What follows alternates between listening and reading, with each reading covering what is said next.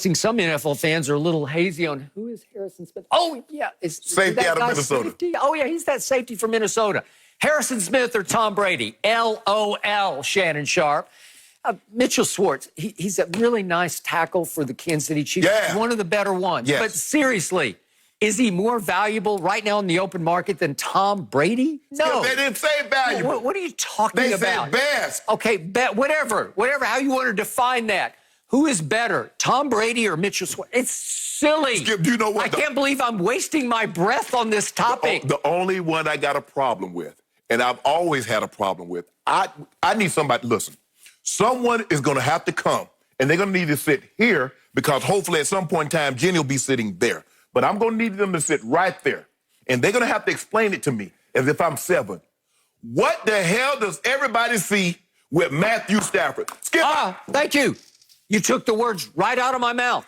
Matt Stafford ranks 11th on this list. And by the way, his coach and his GM know all about Tom Brady because they both came from the Belichick tree in New England, Correct. Right? So we have Matt Patricia and Bob Quinn. And if hypothetically today you said you could have for this year Tom Brady or Matt Stafford, which way would they go? They would jump at the chance to get the GOAT because they know the GOAT will play at the highest level and get you to playoffs and win playoffs games. Yeah, but what has Matt Stafford ever won for you? Nothing. Okay? And that's that's my argument. It's because every time they come out with a list of top 10 quarterbacks, oh, he's on it. He was having an outstanding season. You do realize Matt Stafford won 3 games before he got injured. He was 3-4-1 before he got injured and missed the rest of the season. What the hell is that? Okay. All right, let's go down to another guy you know all too well, Von Miller. Oh, yeah. Your Denver Broncos. Oh, yeah, He's still playing at a very high level. Yep. He is extremely valuable because he is a disruptor. Correct. Maybe not quite what he was in 2015 when he took over the Super Bowl and upended Cam Newton in that game. He about to get 15 sacks this year, though. We're going to talk about a guy who's going to get 22 this year in Arizona. He needs 23 to break the record. I got it. So the point is, right now, if you went to your man, John Elway, running the Denver Broncos, he's got Drew Lock at quarterback who showed flashes last year. Yeah. I don't trust him. Yeah. I didn't believe in him before the draft, and I still don't believe in him. If you put John Elway on the lie detector right now and said, you could trade Von Miller straight up for Tom Brady just for 1 year. Tom says he's going to play 3. John Elway would say, thank you. No. I got my next Peyton Manning. You know why, Skip? Because as a quarterback get older, the one thing that he needs more than anything is protection. And I don't know if the Broncos, now that their right tackle that they played a lot of money for, he's opted out, Skip. Yeah, I don't know if it's worth it for them. So you got to have protection.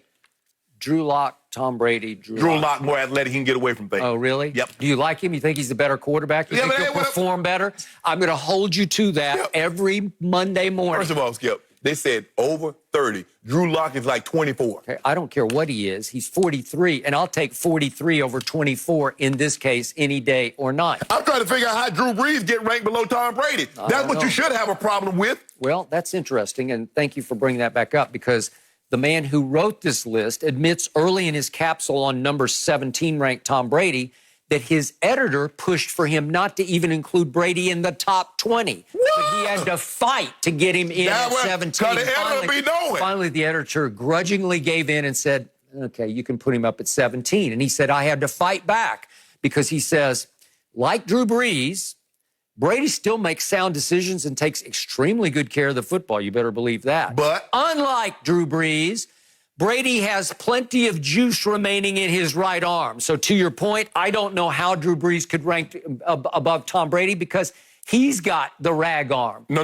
He's Drew got Brees the noodle arm. No, Brady was 17, Brees was 18. Oh, okay. Well, so he's ranked one slot above. Right. Well, this is why. Okay, so the point is that he's got a much bigger arm. Would you agree with that than Drew Brees? Drew Brees has to get a running start to throw a deep ball like a javelin. Yeah, he does. He does. Okay. But is it getting there? All right, so he says, yes, it looked like he fell off some last year, but this writer of this capsule says, but I think that had more to do with the drop-off in talent around him than it did a significant decline in his overall ability. You will not give in to the fact, and it is a fact, that Tom Brady's supporting cast last year in New England was by far the worst he had in 20 years, 19 years in New England, and that his receivers were ranked by Pro Football Focus as the worst in separation in the whole league, and Julian Edelman dropped more passes than anybody in the league, and he was his go-to Well, receiver. I just want to know one thing, and I would be willing to give that a lot of credence.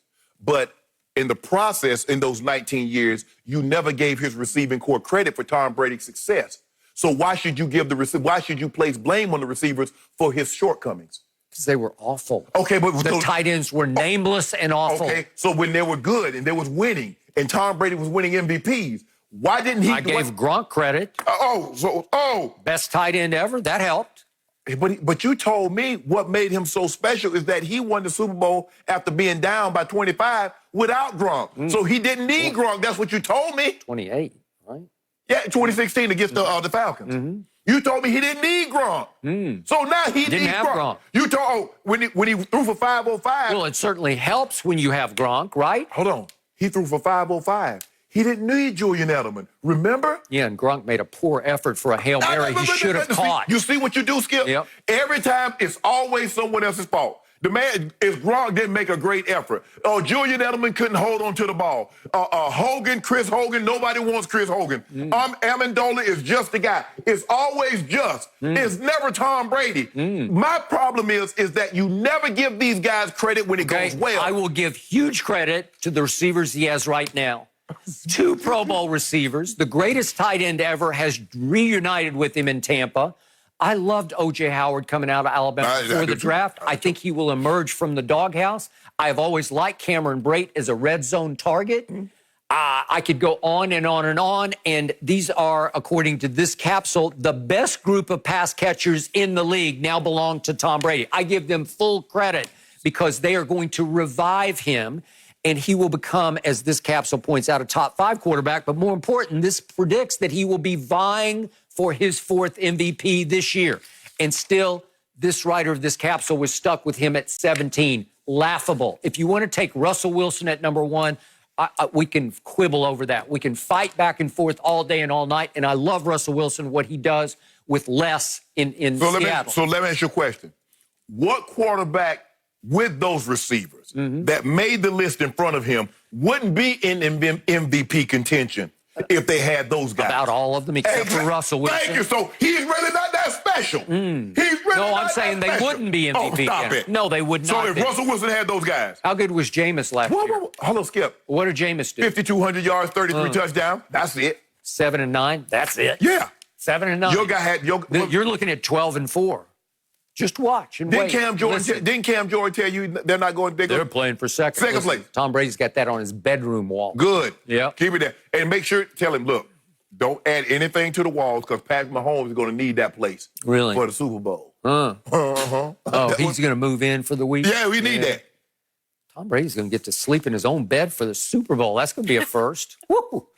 Yeah, he'll be sleeping in his bed in New York because he won't be there for the Super Bowl.